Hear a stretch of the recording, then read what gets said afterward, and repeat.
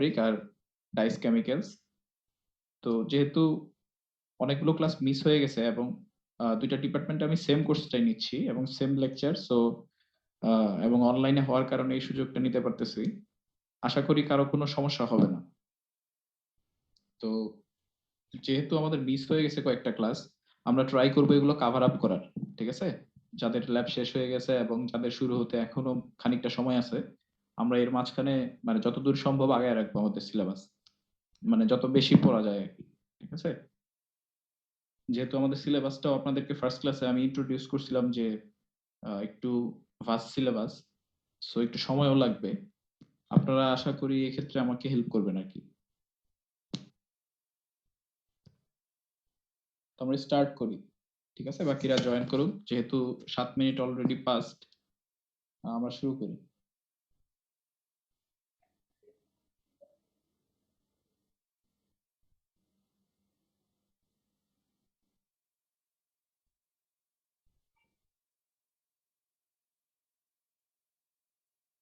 এই স্ক্রিনটা দেখতে পাচ্ছেন আপনারা?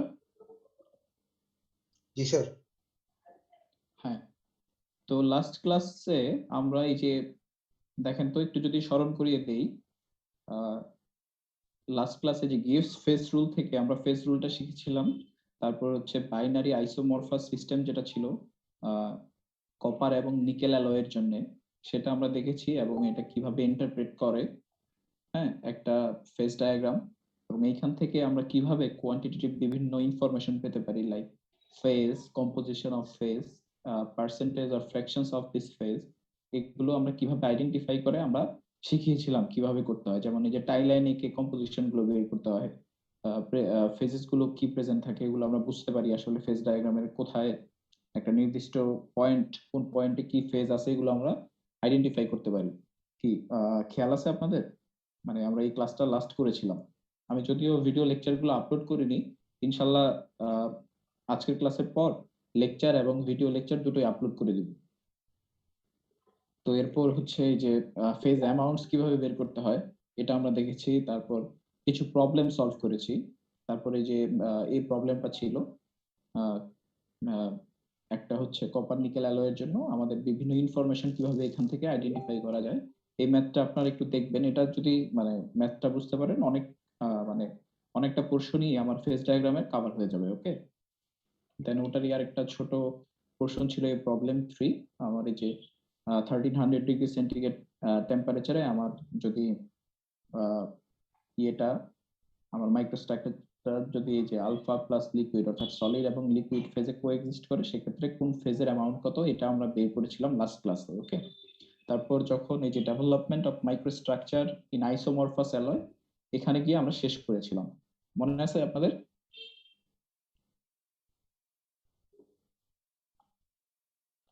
শুনতে পাচ্ছেন আমাকে? জি স্যার।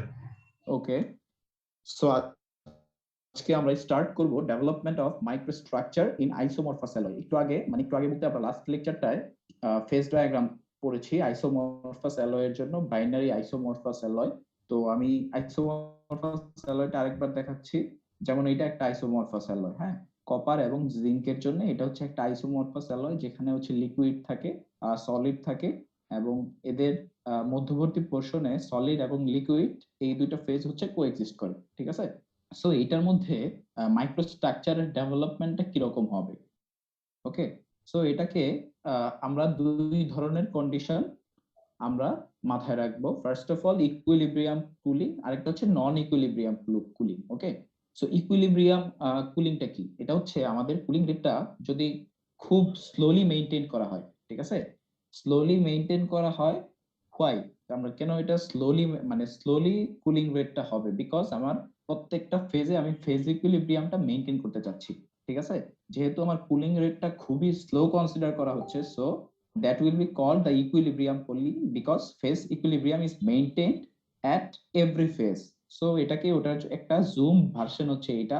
এর আগে যে আপনার আইসোমরফাস অ্যালয়টা ছিল, ওটাকে যদি জুম করেন এরকম দেখতে পাবেন। ঠিক আছে, সো দেখেন এই যে এটা হচ্ছে উপরেরটা হচ্ছে লিকুইডাস লাইন, এটা হচ্ছে সলিডাস লাইন, এটার নিচে হচ্ছে সবই সলিড, এটার উপরে হচ্ছে সব লিকুইড, এবং মাঝখানে সলিড এবং লিকুইড সলিউশনটা কোএক্সিস্ট করতেছে। ওকে, তো এখন আমি যদি কোনো একটা নির্দিষ্ট কম্পোজিশনের কোনো একটা অ্যালয়কে আমি এই যে দেখেন ড্যাশড লাইন বরাবর আমি যদি এটাকে কুল করতে চাই, তাহলে এটা স্ট্রাকচারটা কিভাবে, কোথায় কিরকম হবে এটার মাইক্রোস্ট্রাকচারটা, এটা আমরা জানবো কখন, যখন ইকুইলিব্রিয়াম কুলিং কন্ডিশনটা আই উইল ফলো।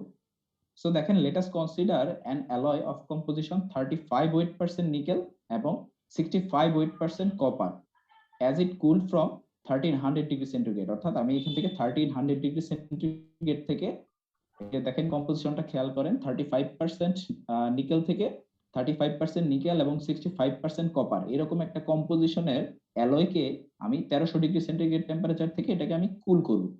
বুঝতে পারছি?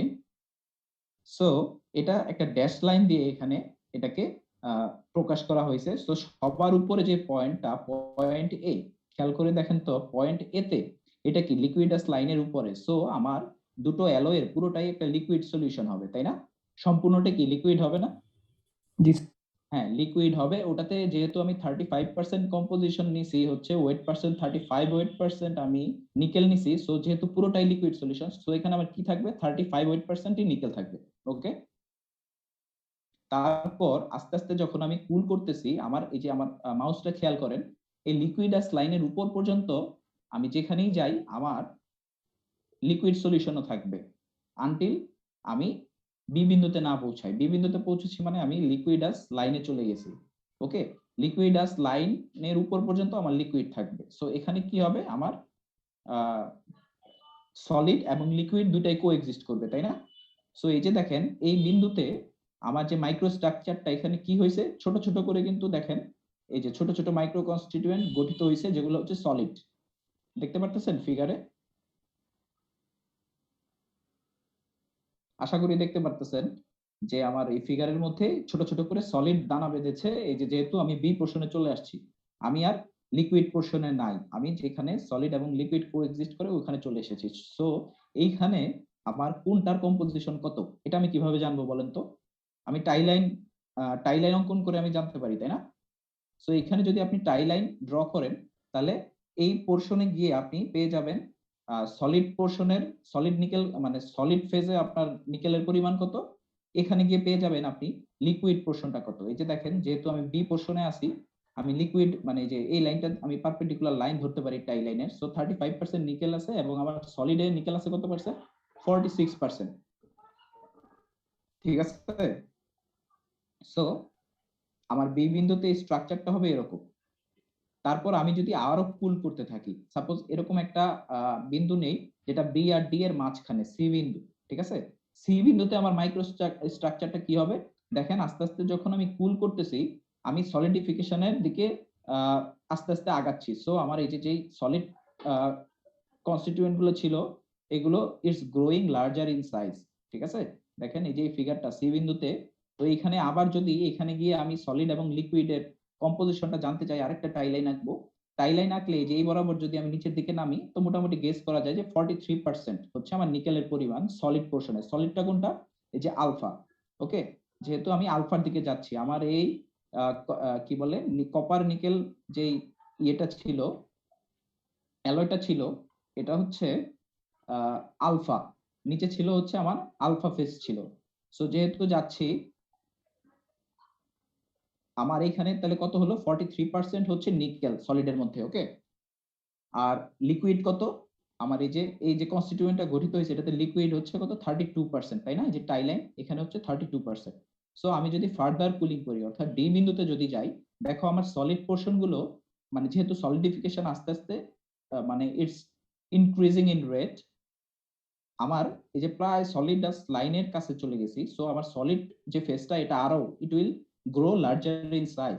সো এটা দেখেন আস্তে আস্তে আমার লিকুইড পোর্শনটা কমে যাচ্ছে। সো কোনটার মধ্যে কত, এই যে এখন যদি যাই, আমার 35% হয়ে গেছে প্রায় নিকেল আলফার মধ্যে। ওকে, তারপর লিকুইডটা হয়ে গেছে, এখানে যদি আমি যাই, তাহলে এখানে দেখা যাচ্ছে 24% হচ্ছে লিকুইডের মধ্যে নিকেল। ঠিক আছে, তো ফাইনালি আমি যদি এরকম কোন পোর্শনে যাই, ই বিন্দুতে যদি যাই, ই বিন্দুতে আমার আর কোনো লিকুইড এক্সিস্ট করবে না, আমি সম্পূর্ণটাই পেয়ে যাব সলিড ফেজ। ওকে,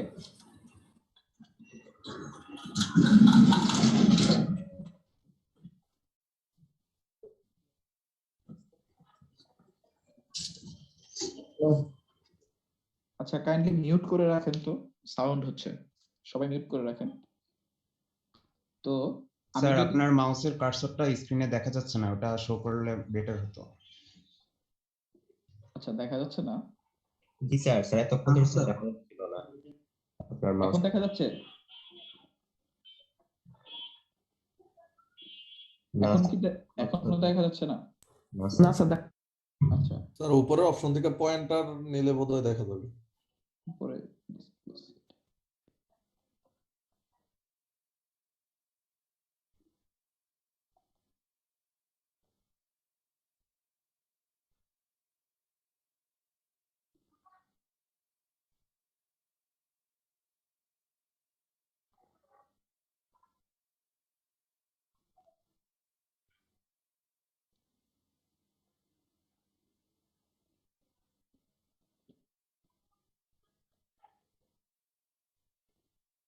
আচ্ছা এখন দেখা যাচ্ছে? জি স্যার, এখন দেখা যাচ্ছে। ওকে জি স্যার, এখন দেখা হ্যাঁ, যাচ্ছে। এখন দেখেন আমি যদি ই বিন্দুতে গিয়ে কুল করি, তাহলে ই বিন্দু কি আমার সম্পূর্ণ সলিড ফেজ না?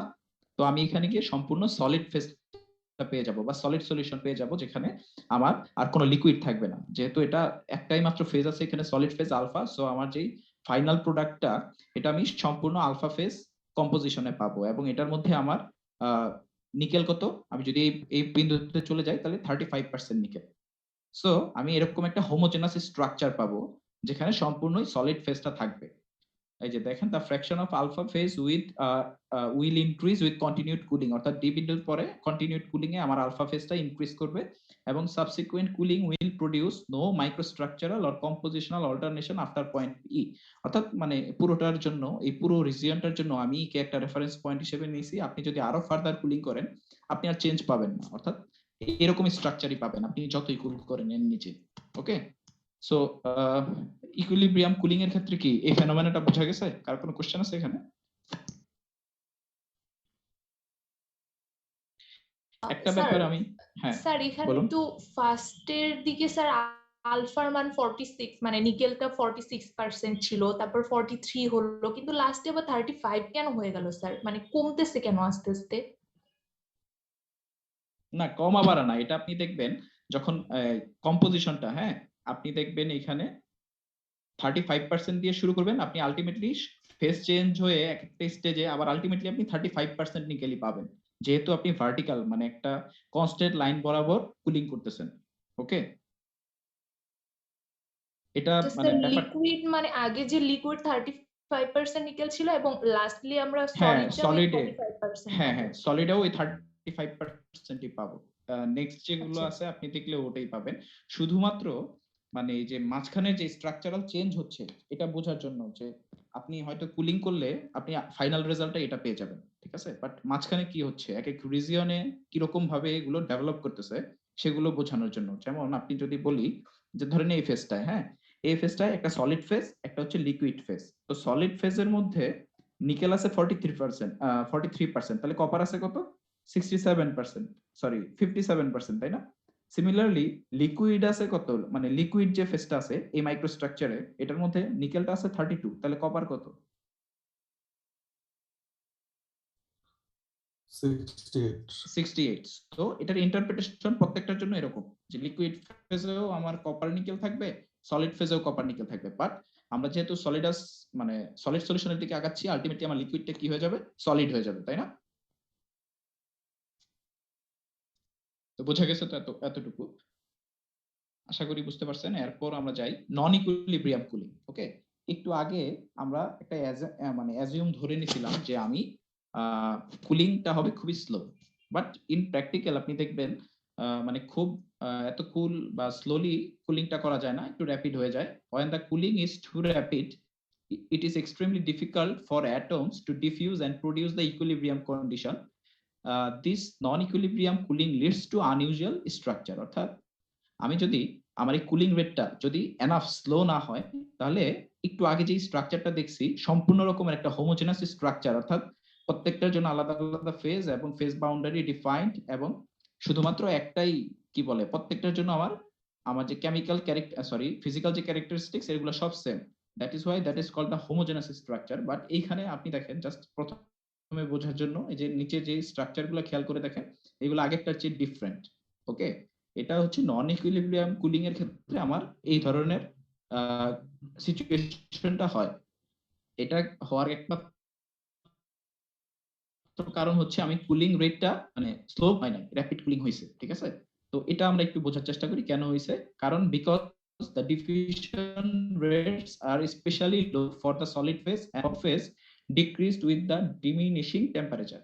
আচ্ছা, ডিফিউশন বলতে হচ্ছে এই যে যেমন আস্তে আস্তে গ্রো করতেছে, হ্যাঁ, আমার সলিড ফেজটা ধরেন এই যে এটা সলিড ফেজ, হ্যাঁ, এটা আস্তে আস্তে বড় হচ্ছে, এটাকে মানে it's increasing or growing larger in size, এটাকে বলতেছে আস্তে আস্তে ডিফিউশন হইতেছে। সো এটাকে এই স্টেজটার পরে আমি এটাকে এনাফ টাইম দিছি, ওকে, দ্যাটস ওয়াই এটা কি বলে গ্রো করে এরকম হয়েছে উইথ সিমিলার ক্যারেক্টারিস্টিক্স। বাট যখন আমার এই ডিফিউশন রেটটা স্লো হবে, আমি এনাফ টাইম দিব না কুলিং এর জন্য বা খুব তাড়াতাড়ি কুলিং করে ফেলবো, সেক্ষেত্রে আমার এই ডিফিউশন রেটটা হবে লো। ওকে, তো সেক্ষেত্রে কি হবে, আমার যে স্ট্রাকচারটা যে খেয়াল করে দেখেন এই যে যে পোর্শনটা দেখতেছেন, দেখেন একটা হচ্ছে গাঢ় লাল, তারপরে হচ্ছে হালকা লাল, ঠিক আছে? অর্থাৎ সিমিলার একটা সলিড ফেসের মধ্যেই আপনি দুই ধরনের স্ট্রাকচার দেখতে পারতেছেন, ঠিক আছে? যেটা আমার মানে সেটা গ্রো করতে পারে নাই বিকজ এটা ডিফিউশন রেটটা হচ্ছে কি লো। It is assumed that in non-equilibrium cooling, the diffusion rates in the liquid phase is sufficiently rapid such that the equilibrium is maintained in the liquid phase. ঠিক আছে?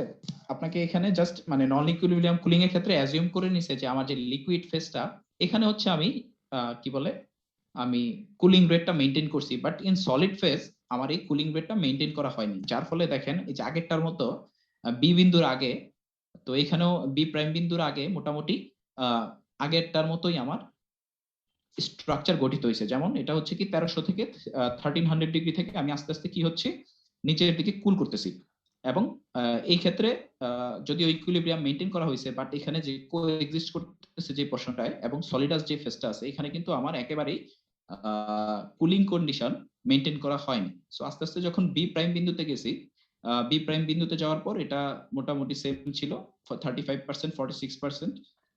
তারপর যখন আমি সি প্রাইম বিন্দুতে গেছি, খেয়াল করে দেখেন আমি যখন র্যাপিড কুলিং করতেছি এই পয়েন্ট থেকে, আমার আগের যে স্ট্রাকচারটা ছিল উচিত ছিল যেমন এই যে গাঢ় কালারের যে আমার রেড কালারের যে পোর্শনটা, এটা যখন আমার গ্রো করে লার্জ হবে এটাও সিমিলার একটা কালার গঠন করবে।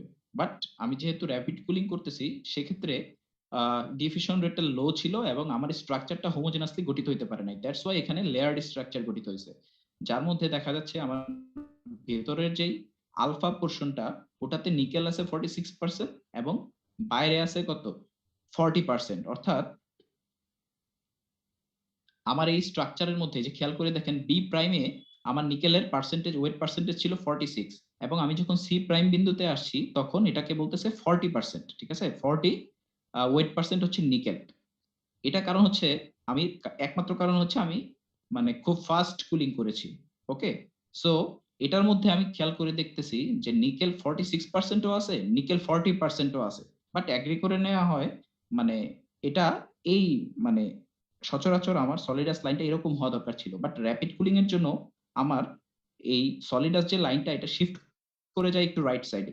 সো এই যে ড্যাশড লাইন বরাবর ওই শিফটটাকে বোঝানো হচ্ছে আমার ফাস্ট কুলিং এর জন্য। সেক্ষেত্রে আমি ধরে নেই মোটামুটি এই দুইটা মিলিয়ে এভারেজ আমার নিকেল পার্সেন্টেজ কত আছে আলফা ফেজে 42%।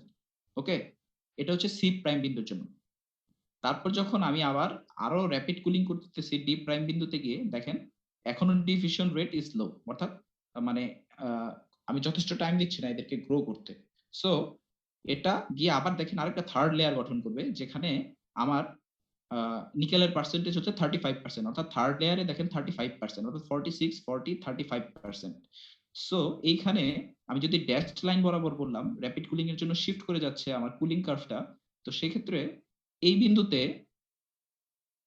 38% নিকেল দেওয়ার কারণ হচ্ছে এটার মধ্যে 46 42 35 সব ধরনের নিকেলের পার্সেন্টেজ আছে। সো আমি একটা এভারেজ হিসেবে 38% ধরে নিয়েছি আমার লাস্ট লেয়ারে 38% নিকেল থাকতে পারে।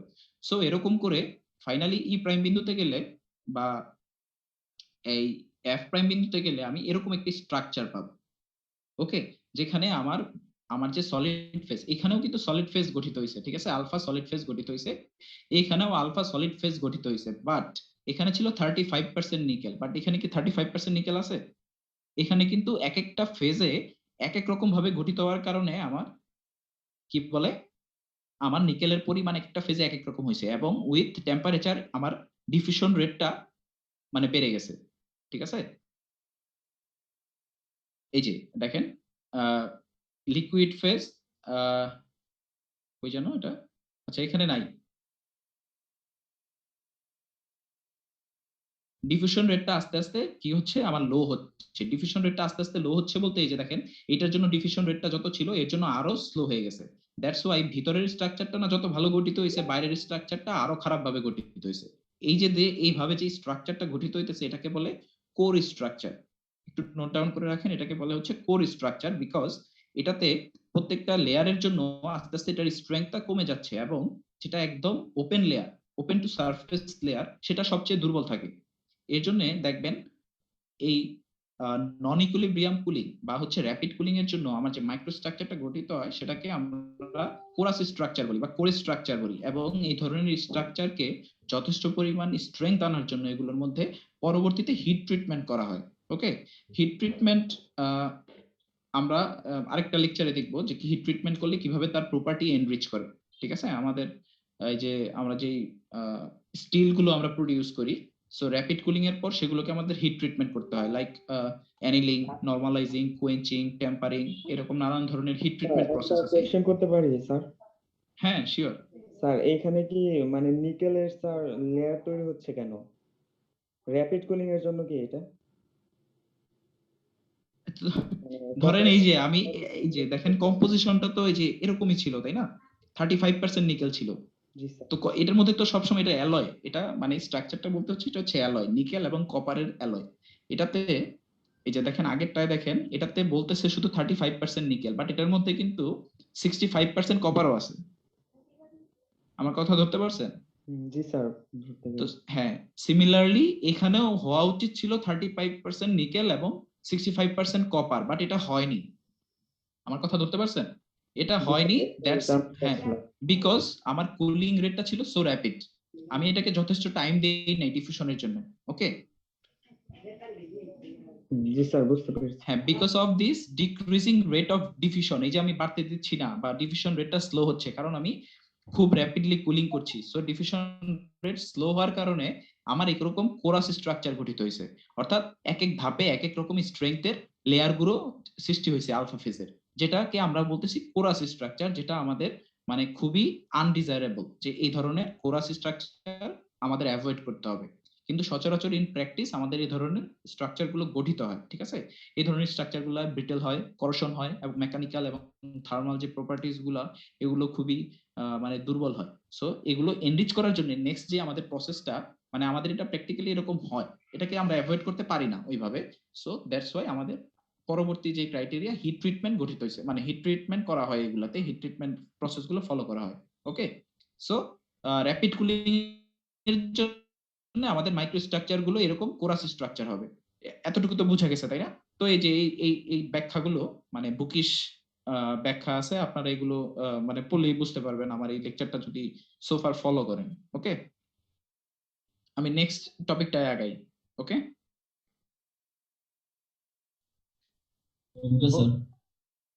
হ্যাঁ ওকে, এখন আমরা এতক্ষণ দেখলাম হচ্ছে বাইনারি আইসোমরফাস অ্যালয়, এখন আমরা দেখব কি বাইনারি ইউটেকটিক অ্যালয় বা বাইনারি ইউটেকটিক সিস্টেম। ওকে, তো বাইনারি আইসোমরফাস ছিল, আইসোমরফাসটা কি ছিল, হয় the two metals or materials are completely soluble in liquid state and in solid state. ওকে,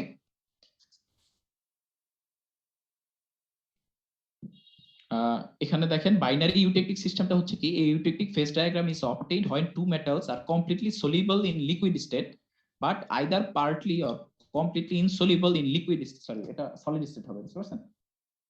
আমি এটা পরে চেঞ্জ করে দিব, যে লিকুইড স্টেট এটা সলিড স্টেট হবে। ওকে, তো এরকম একটা ফেজ ডায়াগ্রাম হচ্ছে কপার সিলভারের ফেজ ডায়াগ্রামটা হচ্ছে একটা বাইনারি ইউটেকটিক সিস্টেমের এক্সাম্পল। আচ্ছা, আমি কি রেকর্ড হচ্ছে? হ্যাঁ হচ্ছে। ওকে,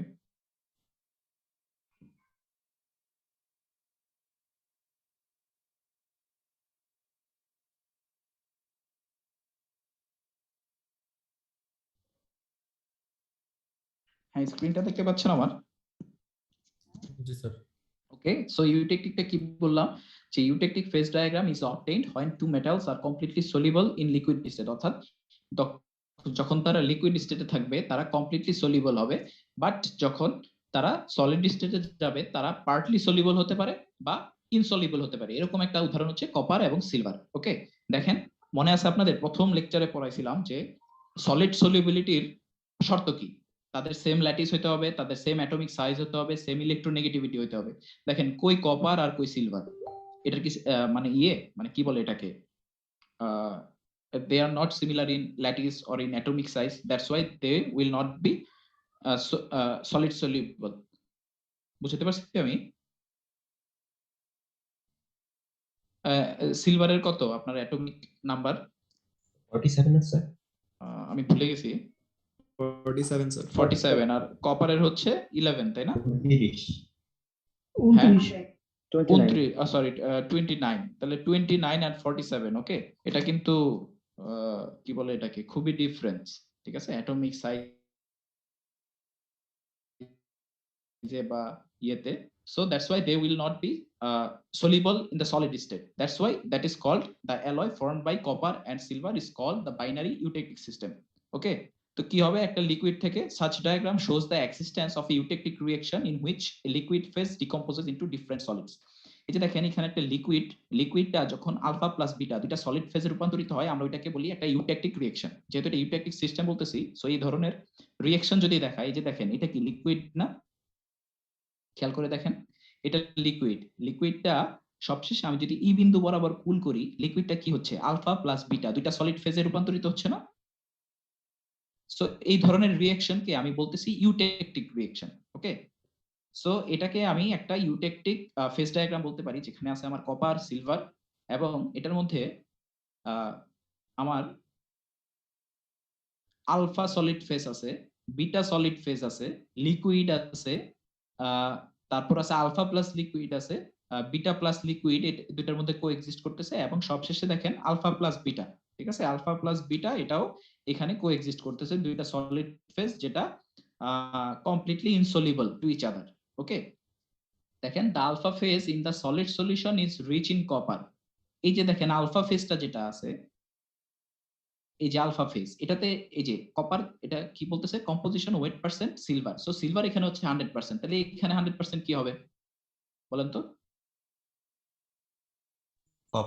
কপার। সো আমার এই যে আলফা ফেজটা আছে, এই আলফা ফেজটা will be is a solid solution. আর আগেই তো বলছি যত ল্যাটিন দেখবেন ওয়ার্ড আলফা বা বিটা বা গামা বা নিউ এগুলো সবই solid solution. So alpha phase is a solid solution, তাই না, যেটা রিচ ইন কপার। এবং এটা যদি রিচ ইন কপার হয় তাহলে এটাতে আমার বিটাটা কি হবে? এটা হবে সলিউট এবং এটা হবে solvent, right, and it has a FCC crystal structure, অর্থাৎ ফেস সেন্টার্ড কিউব স্ট্রাকচার। আর এখানে বিটা ফেজ সলিড সলিউশন, এটার মধ্যে রিচ কি? It is rich in silver, ঠিক আছে, but copper is the solute. So এখানে কপারটা যেহেতু অল্প আছে, সো কপারটা হবে সলিউট এই দুইটা সলিড ফেজের জন্য। ওকে, সো এটার উপরে আছে লিকুইড এবং এটা হচ্ছে আলফা প্লাস লিকুইড, এটা হচ্ছে বিটা প্লাস লিকুইড, কি বলে এটাকে, এই যে এ ই এফ, এটা হচ্ছে লিকুইডাস লাইন, এর উপর হচ্ছে আমার অ্যালয়টা সম্পূর্ণ লিকুইড, এবং এ বি কে বলতেছি সলিডাস লাইন, এ বি সলিডাস লাইন এবং এফ জি সলিডাস লাইন, মানে আলফার জন্য এটা বিটার জন্য, এবং এটা বি সি এবং এটা হচ্ছে কত জি এইচ, এটা হচ্ছে সলভাস লাইন, অর্থাৎ সলভাস লাইন যেটা হচ্ছে দুইটা সলিড কোএক্সিস্ট করতেছে, ওটা থেকে আরেকটা সলিড ফেজকে যেটা আলাদা করতেছে ওটাকে বলতেছি আমি সলভাস লাইন, ঠিক আছে স্যার। সলভাস লাইনটা আরেকবার বলেন। এই যে সলভাস লাইনটা দেখেন কোন দুইটা ফেজকে আলাদা করছে দেখেন তো, যেখানে আলফা প্লাস বিটা দুইটা সলিড ফেজ কোএক্সিস্ট করতেছে, ওইটার সাথে একটা যেটা সলিড ফেজ আলফা আছে ওটাকে আলাদা করতেছে, ওটা হচ্ছে সলভাস লাইন। ওকে, আর এটা হচ্ছে সলিড, হ্যাঁ আরেকটা হচ্ছে সলিডাস লাইন, যেটা হচ্ছে আলফা প্লাস লিকুইড কোএক্সিস্ট করতেছে, ওইটার সাথে আরেকটা কি বলে সলিড ফেজকে আলাদা করতেছে, ওটাকে বলতেছে সলিডাস line.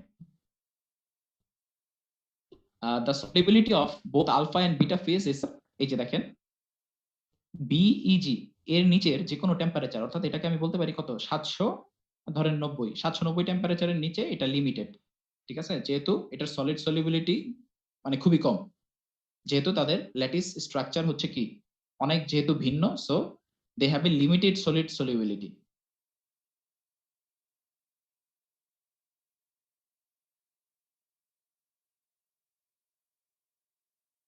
Or resolve respectively, CBA is the solubility limit for the alpha phase. CBA কোনটা? এই যে CBA হচ্ছে solubility limit of beta, যেখানে ম্যাক্সিমাম সলিবিলিটি কত 8% অফ সিলভার, তাই না? 8 to 8%। আলফা ফেজের জন্য সর্বোচ্চ সলিড সলিবিলিটি লিমিট কত? 8% অফ সিলভার, তাই না? আর তো এটার জন্য 91.2% of silver.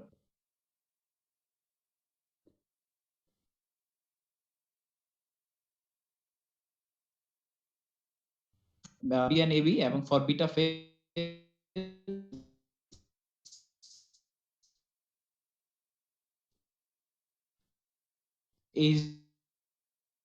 HG and GF হচ্ছে সলিউশনস অ্যাক্সিডাস লাইন, মানে হচ্ছে যে ম্যাক্সিমাম এক্সট্রিমিটিকে সলিড সলিবিলিটির ম্যাক্সিমাম এক্সট্রিমিটিকে যে লাইনটা, যে প্যারালাল লাইনটা কম্পোজিশন মানে কম্পোজিশন অ্যাক্সিসের সাথে যে প্যারালাল লাইনটা, সেটাকে আমি বলতেছি এটাকে ইউটেকটিক আইসোথার্ম বলে, অথবা এটাকে সলিডাস লাইনও বলে। ওকে, তারপর হচ্ছে ইট represents the lowest temperature at which a liquid phase May exist for any copper silver alloy, অর্থাৎ এটা হচ্ছে সর্বনিম্ন টেম্পারেচার যার নিচে আর কোনো লিকুইড এক্সিস্ট করবে না। এটা কিভাবে বোঝাচ্ছে দেখেন, এই লাইনটার উপরে দেখেন বিটা প্লাস লিকুইড আছে, আবার আলফা প্লাস লিকুইড আছে। ওকে, সো এর নিচে কিন্তু আর কোনো লিকুইড থাকবে না, থাকবে কি? সো এটা হচ্ছে, হ্যাঁ, সেটা হচ্ছে সবচেয়ে minimum temperature. The other two phase regions, অর্থাৎ টু ফেজ রিজিয়নস গুলো এখানে বলছে যে আলফা প্লাস বিটা আছে, আলফা প্লাস লিকুইড আছে, বিটা প্লাস লিকুইড আছে, এগুলো হচ্ছে টু ফেজ রিজিয়নস।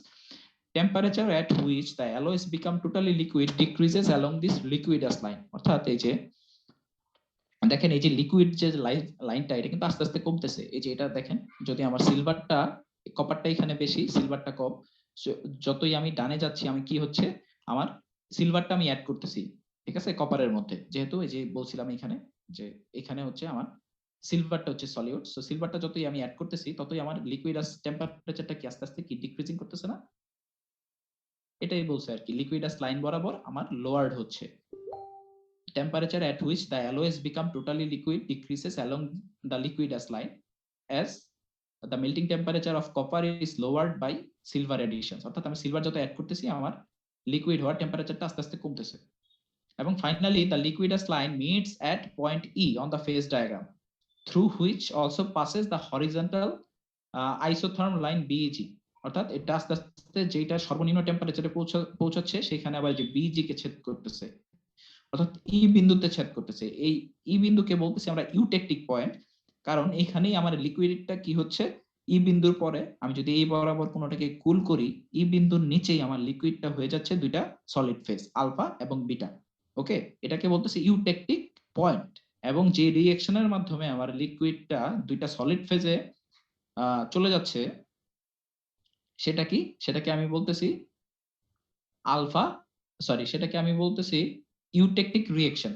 ওকে, এই যে দেখেন নিচে আছে এই যে লিকুইডটা আলফা হয়ে যাচ্ছে, বিটা হয়ে যাচ্ছে আপন কুলিং অর রিভার্সিবলি হিটিং এ, ঠিক আছে। সো লিকুইডটা হয়ে যাচ্ছে আলফা প্লাস বিটা, এটাকে বলতেছি ইউটেকটিক রিঅ্যাকশন। এবং সেটার পার্সেন্টেজ কত, লিকুইডটা ছিল কত 71.9%, এখানে হচ্ছে 71.9%, মানে এটা আসলে সিলভারের বোঝাচ্ছে আর কি, মানে পার্সেন্টেজটা বোঝাচ্ছে। আলফা প্লাস বিটা হয়ে গেছে, আলফা প্লাস বিটা, সো এটা যদি আপনি করেন আর কি, যে টাই লাইন আঁকেন, তাহলে আলফা প্লাস বিটা পাবেন 8% সিলভার আর 91.2%। এই যে এখান থেকে যদি আপনি টাই লাইন আঁকেন বা যে প্যারালাল লাইনটা টানা আছে এটা যদি আঁকেন, তাহলে আপনি আলফার পরিমাণ কত পাবেন 8% সিলভার, আর বিটার পরিমাণ কত পাবেন 91.2%, 91.2% সিলভার ফর বিটা ফেজ। ওকে, এটাই এখানে বুঝাইছে, ঠিক আছে। The solid product of eutectic solidification is always two solid phases, অর্থাৎ আমি দুইটা সলিড ফেজ পাবো, ঠিক আছে? এই যে এখান থেকে আমি দুইটা সলিড ফেজ পাবো, এবং যেহেতু এটাকে ইউটেকটিক আইসোথর্ম বলতেছে এই কারণে এই যে আমার লিকুইড থেকে আমি যে দুইটা সলিড ফেজ পাচ্ছি এটা not occurs within a range of temperature but at A fixed temperature. এটা হচ্ছে কত, এই যে এই টেম্পারেচারটা, যে টেম্পারেচারটা হচ্ছে এটা কত 727 ডিগ্রি নাকি, সরি 779 ডিগ্রি সেন্টিগ্রেড টেম্পারেচারে, এটাকে বলতেছে ইউটেকটিক টেম্পারেচার। যেহেতু এটা ফিক্সড মানে এটা ওই টেম্পারেচারই হচ্ছে পুরো রিঅ্যাকশনটা, এটাকে বলতেছে ইউটেকটিক আইসোথার্ম। ওকে, স্যার সলিডাস আর সলভাসের মধ্যে পার্থক্যটা কি? হ্যাঁ, এই যে দেখেন সলিডাস লাইনটা কি করতেছে, একটা সলিড ফেজের সাথে আরেকটা কোন লাইনটা, যেটা সলিড এবং লিকুইড কোএক্সিস্ট করতেছে, এই দুইটা লাইনকে আলাদা করতেছে, তাই না? জি স্যার। আর এইখানে সলভাস লাইনটা কি করতেছে, সলভাস লাইনটা করতেছে সরি একটা সলিড ফেজের সাথে আর যেখানে দুইটা সলিড মানে দুইটা সলিড ফেজ কোএক্সিস্ট করতেছে, এখানে সলিড প্লাস লিকুইড ছিল, এখানে সলিড প্লাস সলিড, যেটা আলাদা করতেছে যেই বাউন্ডারি লাইনটা বা ফেজ বাউন্ডারিটা, সেটাকে বলতেছে সলভাস লাইন। এটার জন্য এটা সলভাস লাইন, আর বিটা ফেজের জন্য জিএইচটা হচ্ছে সলভাস লাইন। বুঝতে পারছেন? জি স্যার। ওকে, সো এটা হচ্ছে বাইনারি ইউটেকটিক সিস্টেম। এই আপনি রিডিং করলে সব বুঝতে পারবেন, যদি মানে আমার এতটুকু সোফার যদি বুঝে থাকেন আর কি।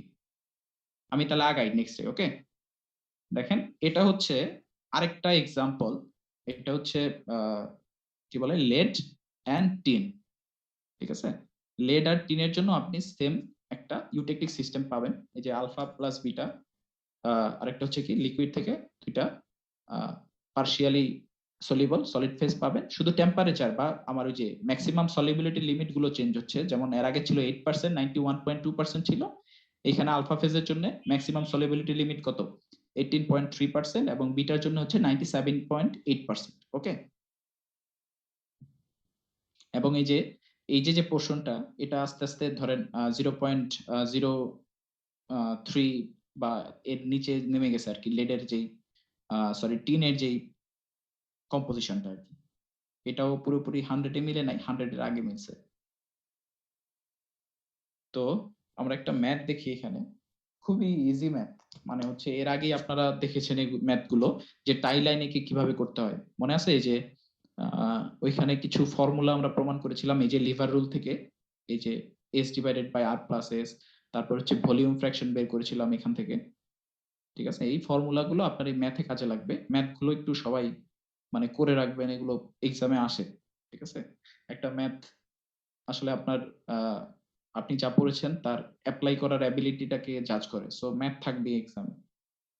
সো ফর এ 48% এটা কি টিন এবং 60% লেড অ্যালয়ের জন্য আপনি কি করবেন, relative amount of phase present in terms of mass fraction এবং ভলিউম ফ্র্যাকশন এখান থেকে বের করবেন যে আমার ফেজের মাস ফ্র্যাকশন কত, ভলিউম ফ্র্যাকশন কত, এবং এটার মধ্যে আমার ডেনসিটি গুলো দেয়া আছে কততে বলছে 150 ডিগ্রি সেন্টিগ্রেড টেম্পারেচার। তো এই যে দেখেন বলছে 40% 68%, এটা আমি যাই তাহলে 40% 68%, সো এটা হচ্ছে 40% হচ্ছে টিন এবং 68% হচ্ছে আমার কি লেড। সো আমি এই ভার্টিক্যাল লাইনটা হচ্ছে আমার কনসিডার করার বিষয়, which will I take into account, sorry. So আমি এই যে এই ভার্টিক্যাল লাইন বরাবর যাব, তারপর বলছে কি 150 ডিগ্রি সেন্টিগ্রেড টেম্পারেচার, তাহলে আমি 150 ডিগ্রি, অর্থাৎ আমার এই পয়েন্টটা আমার বের হলো, ঠিক আছে? সো এই পয়েন্টে, এই নির্দিষ্ট পয়েন্টে আমার রিলেটিভ ফেজ অ্যামাউন্ট গুলো বের করতে বলছে in terms of mass fraction and volume fraction. So আমার সর্বপ্রথম কাজ হবে, আমি একটা টাই লাইন এঁকে নিব, টাই লাইন এঁকে নিলে এটা আমার একটা সলিডাস লাইনকে ছেদ করবে, ওই পাশেও সলিডাস লাইনকে ছেদ করবে, অর্থাৎ আমার আলফা এবং বিটা ফেজ আমি বের করতে পারবো। বি বিন্দু থেকে আমি যদি ভার্টিক্যাল লাইনটা নিই, এটা হচ্ছে ওভারঅল অ্যালয় কম্পোজিশন, সো এটাকে আমি সি আলফা বলি, এটাকে সি বিটা বলি, আলফা এবং বিটাকে ছেদ করছে। সো এখান থেকে সি আলফা দেখেন কত হয়, অর্থাৎ 10 এর একটু বেশি, সো 10 হচ্ছে টিন, বাকিটা লেড। এখানে হচ্ছে 20 30 40, সো এই যে আমার সি ওয়ানটা হচ্ছে 40 এটা কি টিন, এবং সি বিটাটা হচ্ছে কত, যেহেতু 100 এর আগে এটাকে 98% বলতেছে, 98% হচ্ছে সিলভার। সো এখান থেকে আপনি মাস ফ্র্যাকশনটা খুব ইজিলি বের করে ফেলতে পারবেন। এই ফর্মুলাটা হচ্ছে এই যে জাস্ট এই ফর্মুলাটা, এই যে এই ফর্মুলাটা, ওকে। তো এখান থেকে দিয়ে আমার পার্সেন্টেজ বের করে নিছে এবং ফাইনালি ভলিউম ফ্র্যাকশন, এই ভলিউম ফ্র্যাকশনের ফর্মুলাটা জানি আমি এটা। সো এটা জানার জন্য হ্যাঁ আমাকে এই যে এরকম করে বের করে নিতে হয়েছে। এই ফর্মুলাটা একটা ইয়ের মাধ্যমে আসছে, মানে একটা এক্সপ্লেনেশনের মাধ্যমে আসছে। এটা আপনারা দেখে নিন, ক্যালিস্টারের বইয়ে 4th চ্যাপ্টারে আছে এটা, ঠিক আছে? খুবই সিম্পল, আপনারা দেখলে এটা বুঝতে পারবেন। তো এখান থেকে আমার ভলিউম ফ্র্যাকশনটাও বের হয়ে গেছে, ওকে। তারপর আসি, যেমন একটু আগে আমরা দেখছি, হ্যাঁ স্যার প্রিভিয়াস ম্যাথটা যে স্যার যে ডায়াগ্রামটা তো স্যার আমাদের নিজেদেরকে এঁকে নিতে হবে, না না না, এক্সামে দিলে হচ্ছে মানে ডায়াগ্রাম সহ দেবে। হ্যাঁ ডায়াগ্রাম সহ আমরা দিব। এখান থেকে আপনার মানে ধরেন এই যে যে রিলেটিভ অ্যামাউন্টটা, এটা নট নেসেসারি আমার এখানে 10% দেয়া আছে এরকম না, আপনার জাজমেন্টে যেটা আসে, ওকে। জি একটু আগে আমরা দেখছি যে আইসোমরফাস অ্যালয়, ওকে। আইসোমরফাস অ্যালয়ে কিভাবে আমার স্ট্রাকচারাল ডেভেলপমেন্টটা হয়, মাইক্রো স্ট্রাকচারাল ডেভেলপমেন্ট। এখন যেহেতু আমরা বাইনারি ইউটেকটিক সিস্টেম পড়ছি, সো এখানেও আমরা দেখব কিভাবে আমাদের মাইক্রো স্ট্রাকচারাল ডেভেলপমেন্টটা হয় in case of a eutectic alloys, okay. Depending on composition, several different types of microstructures are possible for the slow cooling of alloy. অর্থাৎ আমরা ধরে নিচ্ছি এখানে স্লো কুলিং হবে এবং ডিফারেন্ট কম্পোজিশনে ডিফারেন্ট ফেজে আমাদের ডিফারেন্ট মাইক্রোস্ট্রাকচারাল ডেভেলপমেন্ট হবে। সো আমরা এখানে কয়েকটা কেস এখানে আমরা কনসিডার করব। যেমন হচ্ছে এই যে এই অ্যালয়টার জন্য আমরা যেটা করতেছি ওটা হচ্ছে লেড টিন অ্যালয়ের জন্য একটা কনসিডার করব। এই যে বলতেছি যে কি বলে 18.3, এটা ধরেন যে মিলে নাই, জিরোতে মিলে নাই, জিরোর আগে কোথাও মিলছে হয়তো এই কি বলে এই সলিড ফেজটা। সো আমি যদি এই বরাবর কুলিং করি, আমার কার্সারটা খেয়াল করেন, যদি আমি এই বরাবর কুলিং করি, ঠিক আছে, তাহলে এক ধরনের মাইক্রো স্ট্রাকচার পাবো, ওকে। আরেকটা কুলিং করলাম, অর্থাৎ আমার এই যে সলিড সলিবিলিটির যে লিমিটটা আছে আলফার নিচে যে কম্পোজিশনে ছেদ করছে, সেখানের বাইরে আবার এই যে ম্যাক্সিমাম সলিবিলিটির চেয়ে ছোট এরকম কোন কম্পোজিশনে যদি আমি কুলিং করি, সেক্ষেত্রে আমি কি পাবো? আরেকটা করব হচ্ছে আমার যে ইউটেকটিক পয়েন্ট বরাবর যদি আমি কুলিং করি, তাহলে সেক্ষেত্রে আমি কি বলে কি পরিমাণ কি মাইক্রোস্ট্রাকচার পাবো। আরেকটা হচ্ছে এটা আর এটার মাঝখান দিয়ে যদি আমি কোনো কম্পোজিশন নিয়ে এটাকে স্লো কুলিং করি, তাহলে আমি কি ধরনের মাইক্রোস্ট্রাকচার পাবো, বুঝতে পারছি? ধরেন এই যে যেটা বললাম যে ফার্স্ট অফ অল এখানে একটা কম্পোজিশন নিয়ে এটার মাইক্রোস্ট্রাকচার অ্যানালাইসিস করা যে কথা, সিমিলারলি এটাই যে এখানেও যদি আমি নেই তাহলে সিমিলার মাইক্রোস্ট্রাকচার পাবো। তারপর হচ্ছে এখানে যেটা এই যে এই বরাবর নিয়ে আমি যে মাইক্রোস্ট্রাকচার পাবো, এই ক্ষেত্রেও আমি সেম পাবো, ওকে। মানে এরকম আর কি ডিফারেন্সিয়েট করা আমরা দেখি, তাহলে বুঝতে পারবো। So first of all alloy 1 বলতেছি, মানে কন্ডিশন 1 আর কি, যেটার মধ্যে ফর অ্যালয়স ফর হুইচ C1, অর্থাৎ এই যে কম্পোজিশনটাকে আমি C1 বলতেছি, যেটা হবে 2% টিনের চেয়ে কম, ওকে। এরকম একটা কম্পোজিশন নিলাম যেটা 0 থেকে 2% এর কম। আমি যদি কোনো টিনের ওয়েট পার্সেন্ট এবং বাকিটা হচ্ছে লেডের ওয়েট পার্সেন্ট নিয়ে আমি যদি সেটাকে স্লো কুলিং করি, ধরলাম আমি এই যে ড্যাশ লাইনটা বরাবর কুল করব, সেক্ষেত্রে যে A B C, ঠিক আছে, তিনটা ফেজ, যে ফেজ গুলো আছে, তো এখানে লিকুইড ফেজ আছে, এখানে আমি দেখতে পারতেছি আলফা প্লাস লিকুইড ফেজ আছে এবং আলফা ফেজ আছে। সো কোন জায়গায় আমার মাইক্রোস্ট্রাকচারটা কেমন হবে আমি দেখি। So consider an alloy of composition C1, যেহেতু এই যে C1 কম্পোজিশন বলতেছি, is slowly cooled from a temperature within the liquid phase region. Liquid phase থেকে আমি এটাকে আস্তে আস্তে কুল করব। তো লিকুইড ফেজে আমার ইয়েটা কত, ওয়েট পার্সেন্টেজটা কত? ওয়েট পার্সেন্টেজটা যেহেতু C1 বলছি, so C1 weight percent tin, okay. তারপর বিতে গিয়ে এখানে বিতে কি দেখেন, খেয়াল করে দেখেন, আলফা প্লাস লিকুইড কো এক্সিস্ট করতেছে। সো এখানে আমার আলফা প্লাস লিকুইড থাকবে না? জি স্যার। হ্যাঁ, এই যে আলফাটাও থাকবে, আমার লিকুইডটাও থাকবে। তারপর সেটাকে যদি আমি ফার্দার কুলিং করি, আমার এটা যেহেতু আলফা রিজিয়ন, সো আমার আলটিমেটলি কি হবে, একটা হোমোজেনাস আলফা স্ট্রাকচার হয়ে যাবে, ওকে। এখানে আলটিমেটলি C1 ওয়েট পার্সেন্ট দিয়ে শুরু করছি, আমি C1 ওয়েট পার্সেন্টেজ দিয়ে শেষ করব, ওকে। So solidification reaches completion at the point where WW prime crosses the solidus line. অর্থাৎ এই যে এখানে যে এটা তো solidus line ছিল, তাই না? এই solidus লাইনের নিচে আমি যেখানেই ফার্দার কুলিং করি আমি এই স্ট্রাকচারটাই পাবো। ওকে, যেহেতু আর কোনো ফেজ আমার বাউন্ডারি ক্রস করে নাই, so ultimately the resulting alloy is polycrystalline with a uniform composition of C1. Okay.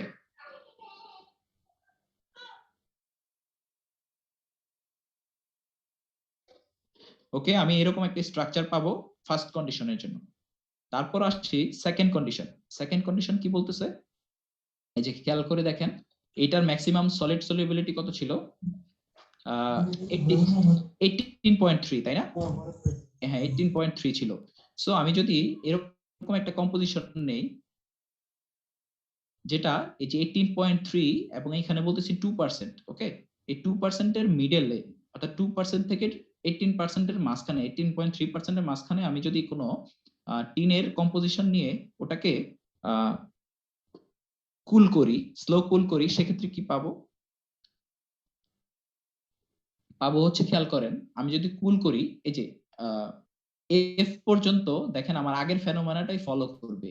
এল তে ডি বিন্দুতে কি থাকবে? আমার পুরোটাই লিকুইড থাকবে, C2 8%। ই বিন্দুতে কি হবে? আস্তে আস্তে আমার কিছু সলিড গ্রেইন স্ট্রাকচার করবে, সরি সলিড গ্রেইন আমার এখানে ফর্ম করবে, এগুলোকে বলতেছে আলফা। ঠিক আছে, এই যে আলফা প্লাস লিকুইড যেহেতু, সো আমার সলিড গুলো হয়ে যাবে আলফা, লিকুইডটা থাকবে লিকুইড পোর্শন। তো এফ এ চলে গেলে, এই যে এখান থেকে এফ এ চলে গেলে যতক্ষণ এই যে সলিড লাইনটাকে ক্রস করলো তখন আমরা একটা হোমোজেনাস স্ট্রাকচার পেয়ে যাব।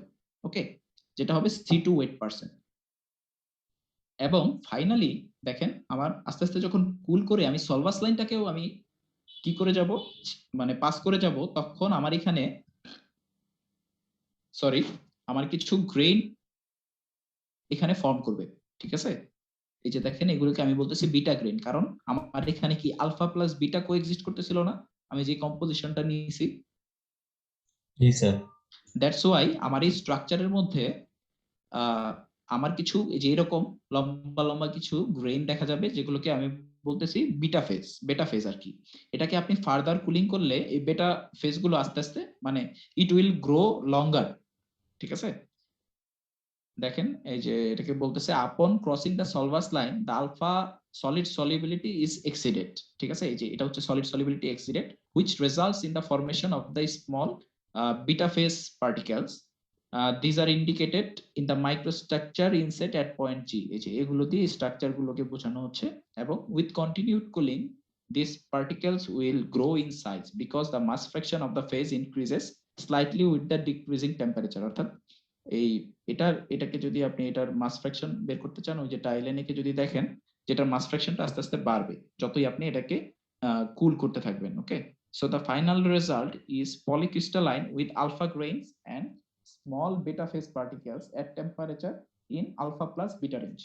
ঠিক আছে, সো আপনি যে কন্ডিশনটা বললাম যে 2% টিন এবং 18.38% টিনের মাঝখানে যদি কম্পোজিশন নিয়ে এটাকে আপনি কুল করেন স্লোলি, আলটিমেট স্ট্রাকচারটা হবে এরকম। ওকে, এবার আসি থার্ড কন্ডিশন। আপনি যদি ইউটেকটিক পয়েন্ট বরাবর কুল করেন, অর্থাৎ আমার যেই কম্পোজিশনটা ছিল আর কি, এটা কত 61.98% টিন। ঠিক আছে, ফিগারটা দেখেন, এই যে এটা ছিল 61.9% টিন, এটা ছিল আমার eutectic point for lead tin alloy. So এই বরাবর যদি আমি এটাকে ইয়ে করি মানে কুল করি, সো ফার্স্ট অফ অল এটা ড্যাশলাইন বরাবর আমি কুল করব। ফার্স্ট অফ অল এটা সম্পূর্ণটাই লিকুইড ছিল, লিকুইডের মধ্যে আমার 61.98% ছিল টিন, তাই না? এখন আমি যদি এটাকে further as the temperature is lowered no change occur until we reach the eutectic temperature at 183 degree centigrade. অর্থাৎ আমার ইউটেকটিক টেম্পারেচারটা 183 ডিগ্রি সেন্টিগ্রেড পৌঁছার আগ পর্যন্ত আমার কোনো চেঞ্জ আসবে না। আপন ক্রসিং দিস ইউটেকটিক আইসোথার্ম, আমরা জানি এটা কি ইউটেকটিক, এই লাইনটাকে ইউটেকটিক আইসোথার্ম বলে, এটাকে পাস করার পর আমার কি রিঅ্যাকশনটা হবে? ইউটেকটিক রিঅ্যাকশন হবে না, ইউটেকটিক রিঅ্যাকশন হবে আপন crossing the eutectic isotherm the liquid transform into 2 alpha and beta phases and this transformation may be presented by the reaction। এই যে দেখেন লিকুইড থেকে দুইটা সলিড হয়ে গেল আলফা প্লাস বিটা, এবং এটা অল্টারনেটিং লেয়ার্স অফ আলফা এবং বেটা হবে, বুঝতে পারছেন? অল্টারনেটিং লেয়ার্স মানে হচ্ছে যেটা লাইট থাকবে ওটা থাকবে আলফা ফেজ, এবং যেটা একটু ডার্ক ফেজ থাকবে অর্থাৎ এখানে ব্লু ফেজটা থাকবে সেটা হচ্ছে বেটা ফেজ। এরকম করে আমার একটা স্ট্রাকচার গঠিত হবে, এবং এটা হচ্ছে কম্পারেটিভ মানে compare to other and microstructure. এই মাইক্রোস্ট্রাকচারটা হচ্ছে সবচেয়ে বেশি স্টেবল, এবং আন্ডার মাইক্রোস্কোপিক ভিউ আপনি এই যে এ ধরনের দেখতে পাবেন। সো এখানে আমার ডার্ক কালার গুলো হচ্ছে বেটা ফেজ, এবং এই যে যে মাঝখানে যে সাদা কালার এগুলো হচ্ছে আলফা ফেজ। এবং এই ফেনোমেনাটা হয় আমি একটু যদি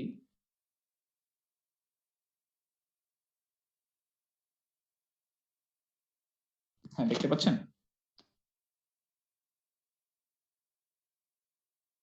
হ্যাঁ ফিগারটা দেখা যাচ্ছে।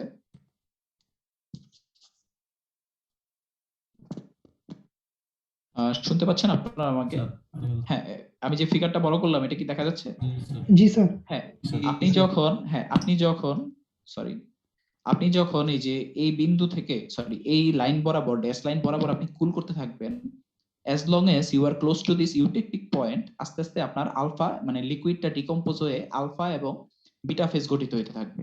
ওকে, এই যে এটা হচ্ছে ইউটেকটিক গ্রোথ ডিরেকশন, এটা হচ্ছে লিকুইডটা ছিল। এই যে আপনি যখন আস্তে আস্তে যাচ্ছেন এদিকে কাছাকাছি পৌঁছে গেছেন, আস্তে আস্তে আলফা এবং বিটারা এরকম ল্যামেলি আকারে বা অল্টারনেটিং লেয়ার্স বিটা আলফা এভাবে গঠিত হচ্ছে, এবং আস্তে আস্তে যখন আপনি এই বিন্দুটা ক্রস করে চলে যাবেন আপনার পুরো লেয়ারটাই হয়ে যাবে আলফা বিটা এরকম।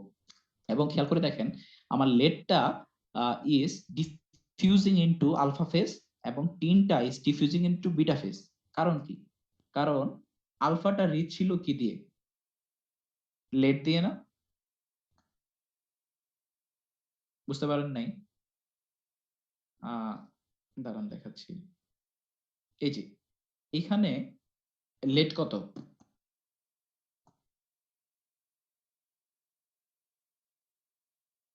দেখতেছেন 100%, অর্থাৎ alpha phase is rich in কি?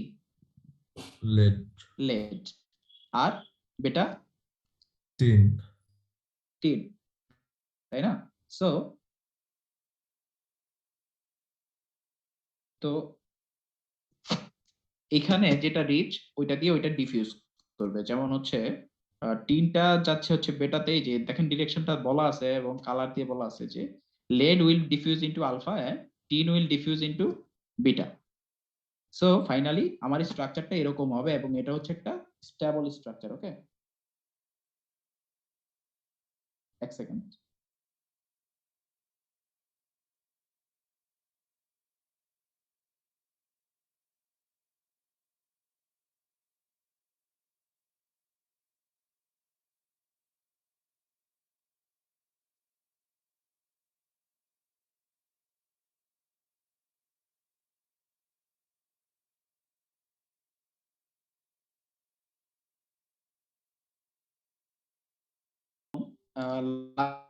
লাস্ট স্ক্রিনটা দেখতে পাচ্ছেন?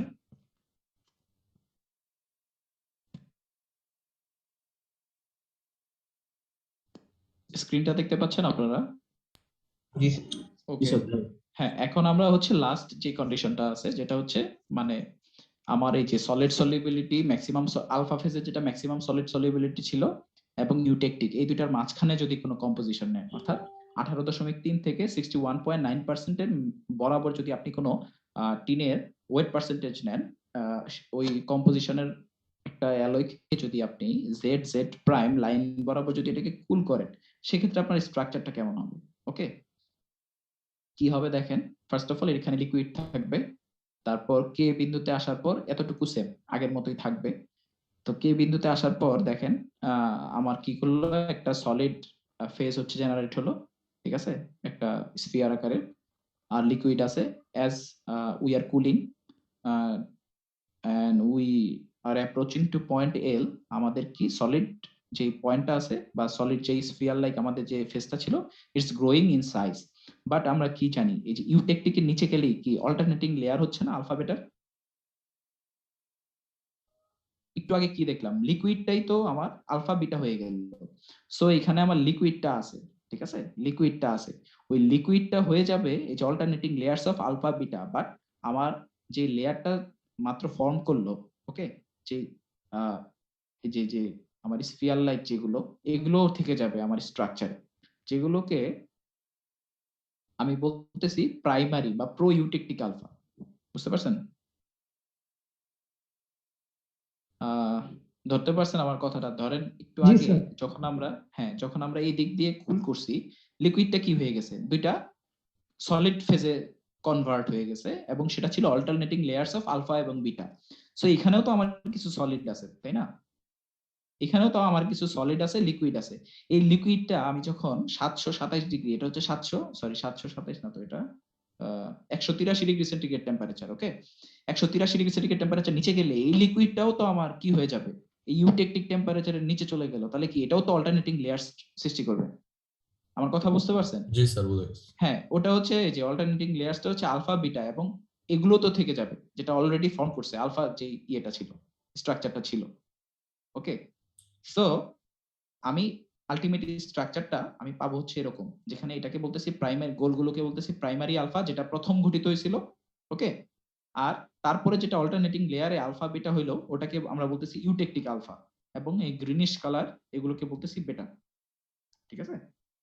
এবং আন্ডার দ্য মাইক্রোস্কোপিক ভিউ আপনি ম্যাটেরিয়ালটা এরকম দেখতে পারবেন, এই যে যেই ডার্ক কালারের যেই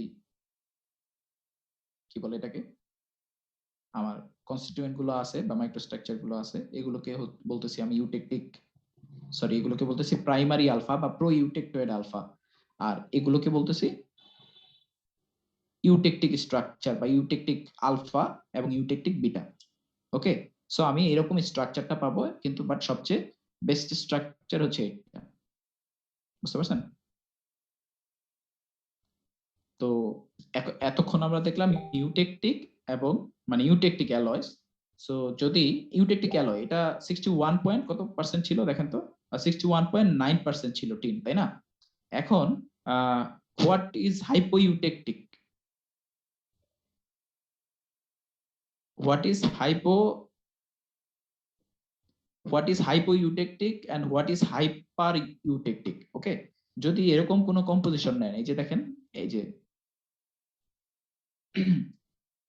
অর্থাৎ ইউটেকটিকের চেয়ে যদি আপনি কম ওয়েট পার্সেন্টের টিন নেন, ঠিক আছে, এবং এই solid maximum solid solubility limit alpha এবং maximum solid solubility limit of beta, এটার পর থেকে আপনি যদি এই ইউটেকটিক পয়েন্টের মাঝখানের কোনো কম্পোজিশনের যদি কোনো কি বলে, যদি কোনো অ্যালয় নেন লেড টিনের, তাহলে ওটাকে আপনি যে অ্যালয়টা নিলেন সেটা হচ্ছে হাইপার ইউটেকটিক, যেটার কম্পোজিশনটা হবে এরকম। দুইটার জন্যই কিন্তু এই যে দেখেন, খেয়াল করে দেখেন, দুইটার জন্য আপনি এই ধরনের স্ট্রাকচার পাবেন।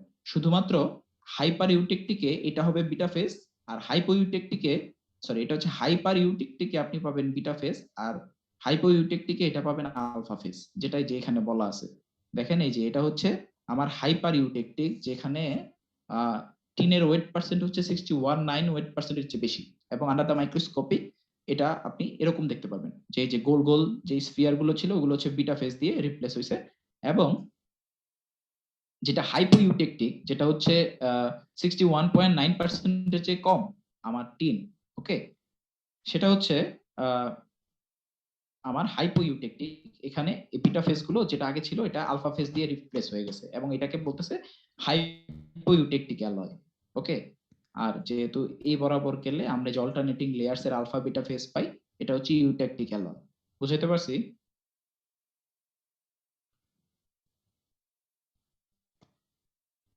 তারপর আসে phase diagram having the intermediate phase or compounds. তো একটু আগে এই যে ফিগারটা দেখলাম, এই যে এটা একটা ধরেন ফেজ ডায়াগ্রাম, এখানে কি ছিল খেয়াল করে দেখেন তো, যে আমার যে সলিড ফেজ গুলো ছিল আলফা বা বিটা, এগুলা কি একদম সাইডে ছিল না, একদম লেফট এক্সট্রিমিটি বা রাইট এক্সট্রিমিটি এরকম ছিল না। ধরেন এই যে আলফা ফেজটা it was rich in lead, beta phase was rich in tin, okay. So এইগুলোকে সচরাচর আমরা বলি হচ্ছে terminal solution, terminal solid solution, যেখানে এই যে phase diagrams having only two solid phases, যেখানে শুধুমাত্র দুইটা সলিড ফেজ থাকবে, আর sometimes terminal solid solution, because they exist over composition range near the concentration extremities of the phase diagram. Concentration extremity বলতে এই যে আলফা ফেজটা যেখানে অবস্থান করতেছে এখানে কপারটা হচ্ছে লেডটা হচ্ছে সবচেয়ে এক্সট্রিম কম্পোজিশন, আর বিটা ফেজটা যেখানে অবস্থান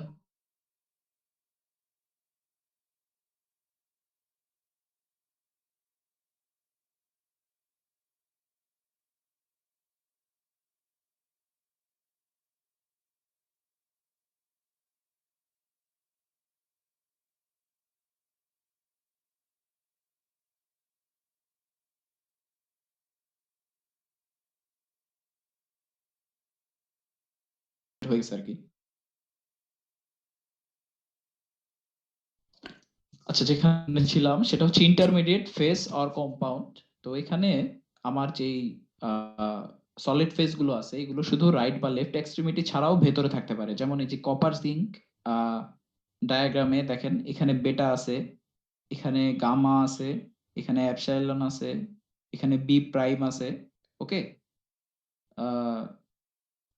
এরকম থাকতে পারে সলিড ফেজ গুলো ইন্টারমিডিয়েটলি, সেগুলোকে আমরা বলতে পারি যে phases diagram with intermediate phase. Okay, এবং এখানে দেখবেন অনেক সময় ডটেড লাইন দেওয়া আছে। ডটেড লাইন মানে হচ্ছে এদের এক্সাক্ট কম্পোজিশনটা আসলে জানা নেই, যেহেতু অনেকগুলো ফেজ এখানে, দ্যাটস ওয়াই এগুলো ডটেড লাইন দিয়ে প্রকাশ করা আর কি। আমরা এতক্ষণ দেখলাম কি বলে এটাকে binary isomorphous alloy, binary eutectic system, but এগুলো ছাড়াও আরো আছে, যেমন হচ্ছে ইউটেকটয়েড, পেরিটেকটিক, মনোটেকটিক। বুঝতে পারছেন? ইউটেকটয়েডটা কি? when a solid decomposes into two different solids. একটু আগে আমরা ইউটেকটিকটা কি দেখলাম, যে শুনতে পাচ্ছেন আপনারা আমাকে?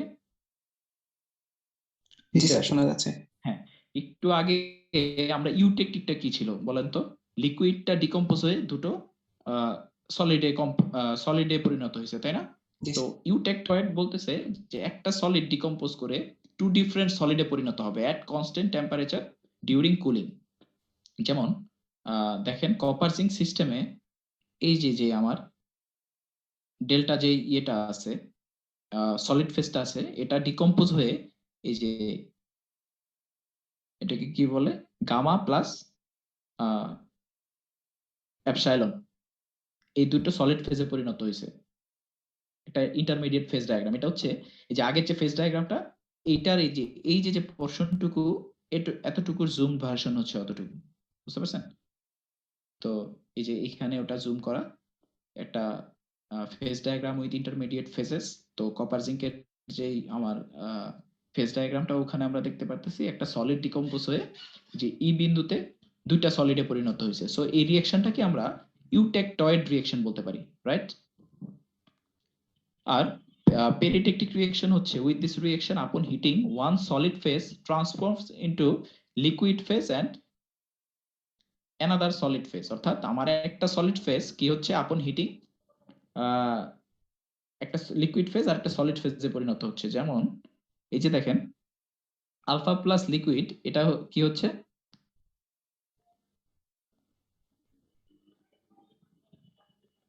দেখেন তো, আলফা প্লাস লিকুইড মিলে কি এপসাইলন হচ্ছে না পি বিন্দুতে? সো এটাকে আমরা বলতেছি পেরিটেকটিক রিঅ্যাকশন।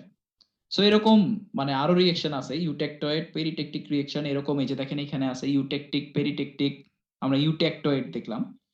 আবার দেখলাম কি মনোটেকটিক বা পেরিটেকটয়েড। ঠিক আছে, এটা ওই যে একটা লিকুইড ডিকম্পোজ হয়ে একটা লিকুইড প্লাস একটা সলিডে পরিণত হবে। আর এখানে হচ্ছে দুইটা solid transform into one solid phase. So এরকম নানান রকম হতে পারে আর কি রিঅ্যাকশন গুলো। যেমন এখানে একটা দেখেন এক্সাম্পল দেয়া আছে। সো এখানে টাই লাইন আছে কয়টা? একটা, দুইটা, তিনটা, চারটা, পাঁচটা। সো এই পাঁচটা পয়েন্টে আমাদেরকে আসলে কি কি রিঅ্যাকশন হয়েছে এগুলো বের করতে হবে। তো আমরা ফার্স্টে দেখি যে 1150 ডিগ্রি সেন্টিগ্রেড টেম্পারেচার। 1150 কোথায়? 1150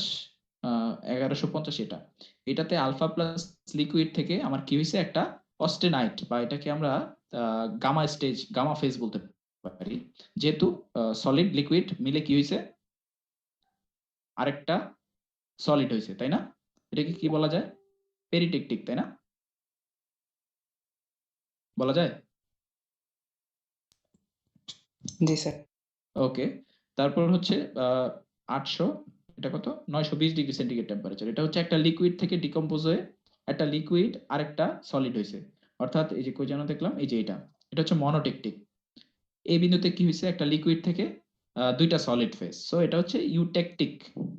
এই যে ইউটেকটিক, এই বিন্দুতে হয়েছে কি একটা গামা স্টেজ থেকে আমার দুইটা সলিড স্টেজ হয়েছে, এটাকে বলতেছে ইউটেকটয়েড। আর ফাইনালি এই যে দুটা মিলে মানে দুটা ফর্ম করে একটা হয়েছে, সেটা হচ্ছে এই যে পেরিটেকটয়েড। সেরকম এক্সামে আসতে পারে যে আইডেন্টিফাই করেন কোনটা কি ধরনের কি বলে এটাকে, কোনটা কি ধরনের রিঅ্যাকশন। ওকে ওকে, 5 মিনিটের ব্রেক নেই, হ্যাঁ। 7:15 বাজে, আমরা 7:20-এ শুরু করি, তারপর হচ্ছে বাকিটা